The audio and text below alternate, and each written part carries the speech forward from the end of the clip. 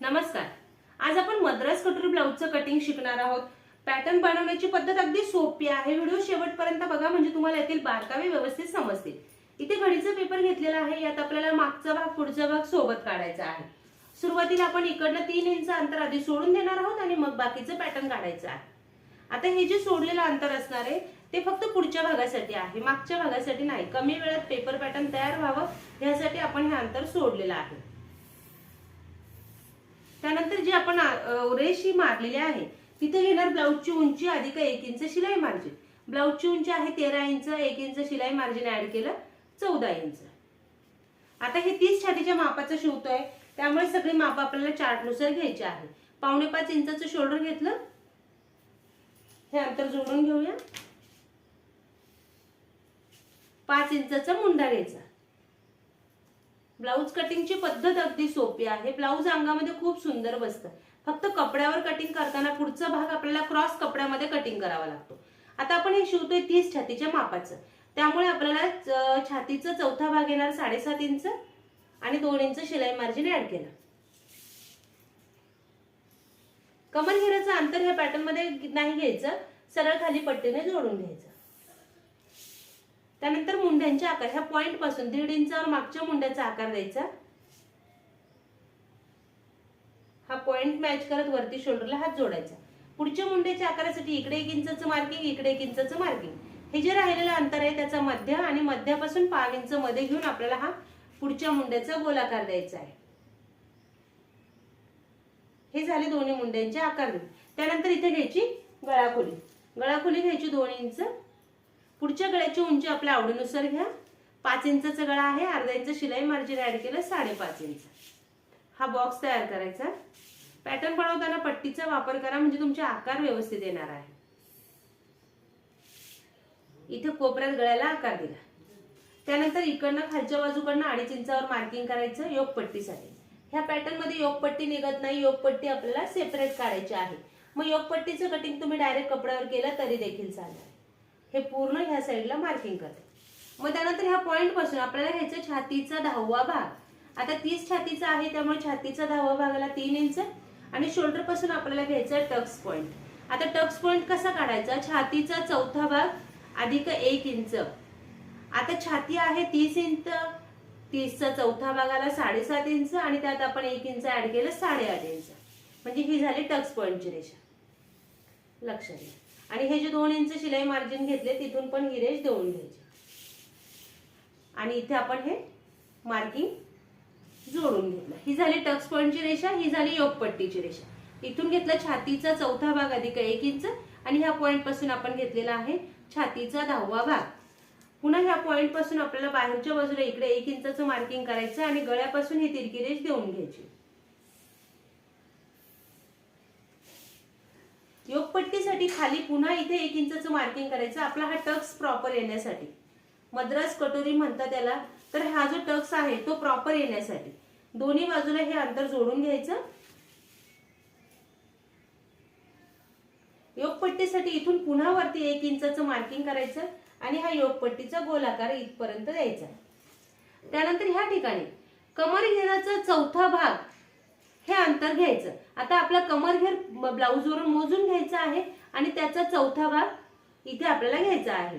आता कमरघेर आलेला आहे 24-24 इंच.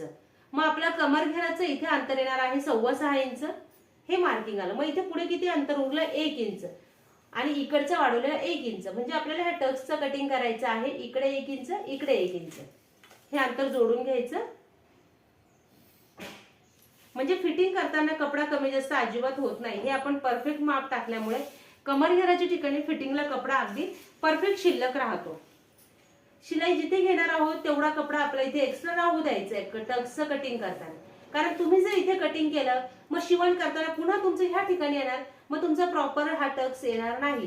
त्यामुळे टक्सचं कटिंग करताना शिलाईसाठी जेवढा कपडा लागणार आहे तेवढं इथे आतलं माप घ्यायचं आहे आणि आपल्याला याचं कटिंग करायचं आहे. आता याचं कटिंग करून घेऊया आणि कपड्यावर कशा पद्धतीने हे पॅटर्न ठेवायचं हे समजावून सांगते. नवीन बघणाऱ्यांनी जर अजून चॅनलला सबस्क्राईब केलेलं नसेल तर चॅनलला सबस्क्राईब करून नवनवीन व्हिडिओच्या अपडेटसाठी बेल आयकॉन ऑलला क्लिक करा आणि व्हिडिओला लाईक करून जास्तीत जास्त शेअर करा। हे ब्लाऊज अंगामध्ये खूप सुंदर बसतं। आता हा झाला पुढचा भाग, हा झाला मागचा भाग। हे जे वाढवलेलं अंतर होतं ते आपण मागच्या भागातून आधी काढून टाकूया आणि मग पुढच्या भागाचं कटिंग करूया। हे जे 3 इंच अंतर आपण घेतलेलं होतं ते कट करून टाकूया। पॅटर्न कमी वेळात तयार व्हावं यासाठी आपण हे अंतर वाढवून घेत असतो, लक्षात घ्या। त्यानंतर इथे गळाखोलीचे अंतर घेऊया। गळ्याची उंची आपल्या आवडीनुसार घ्यायची आहे। उंची अधिक अर्धा इंच शिलाई मार्जिन। 9 इंचाचा गळा आहे, अर्धा इंच ऍड केलं 9.5 इंच। आता जर गळा खालच्या बाजूला पसरट हवा असेल तर इथे अंतर वाढून घ्या आणि वरती गळाखोलीच्या अंतराला जोडून घ्यायचं। इथे कोपऱ्यात गळ्याला आकार दिला। खालचा टक शिवताना आडवा टक्स आपण शिवणार आहोत 3.5 इंचाचा आणि उभा टक्स आपण घेणार आहोत 4 इंचाचा। ह्या टक्सचं पूर्ण शिवण आपल्याला करायचं आहे 1 इंच, म्हणजे इकडची बाजू अर्धा इंच आणि इकडची बाजू अर्धा इंच। हे ब्लाऊज शिवायला वेळ पण कमी लागतो। पॅटर्न मधला किचकटपणा सगळा काढून टाकलाय, लक्षात घ्या। सगळ्या मापांचे व्हिडिओ पण आपल्या युट्यूबला अपलोड आहेत। हे झालं मागच्या भागाचं पॅटर्न तयार। आता आपण पुढच्या भागाचं कटिंग करून घेऊया। मुंड्याचा आकार प्रथम कापून घ्यायचा।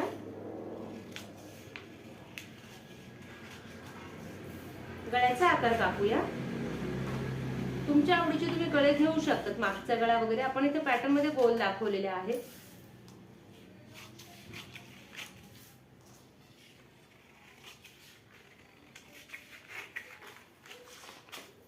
आता हे टक्सचं कटिंग करताना शिलाईसाठी लागणारा कपडा हा एक्स्ट्रा धरूनच कटिंग करायचा आहे, म्हणजे शिवण आपलं बरोबर या टक्सचं जे मार्किंग केलेलं आहे त्या ठिकाणी येणार आहे। आता याची योगपट्टीचं कटिंग कसं करायचं ते बघूया। इथे अंतर घेताना कमरघेराचा चौथा भाग अधिक 2 इंच शिलाई मार्जिन हे माप घ्यायचं। त्यानंतर इकडच्या बाजूला 3.5 अंतर घ्यायचं, इकडच्या बाजूला 3.5 इंच अंतर घ्यायचं। हे अंतर पट्टीने जोडून घ्यायचं। वरती पुन्हा इकडे 1 इंचाचं मार्किंग करायचं आणि आपल्याला हा योगपट्टीचा गोलाकार द्यायचा। आकार देताना हात खालून अशा पद्धतीने जाऊ द्यायचा, म्हणजे आपली योगपट्टी प्रॉपर बसते, छातीवर चढत नाही, लक्षात घ्या।